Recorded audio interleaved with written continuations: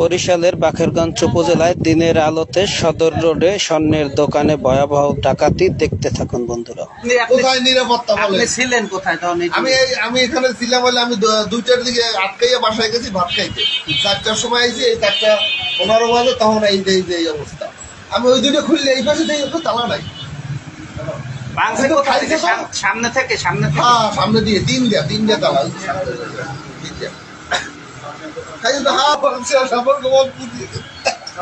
এরপর কি আপনি কি থানায় যোগাযোগ করছিলেন? আমি গেছি, আসছিল তারা। তারা কি বলছে? তারা বলছে আপনি আসেন, ইফতারির পরে আসেন। ইফতারির পরে যাইতে বলছে। আপনার মানে আনুমানিক কি গেছে? আমার চেন ছিল, জাফরাদুল ছিল, হার ছিল, লকেট ছিল, বালা ছিল, চুরি ছিল, আংটি ছিল, তারপরে জাফরাদুল ছিল, আপনার ছোট্ট দুল ছিল। এই জায়গাতে রূপারে 20-25 মতো এই জায়গায়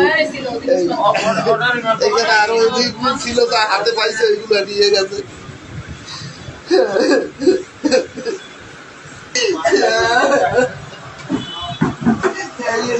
এইটা ওই বাকি এইটা আরো একটা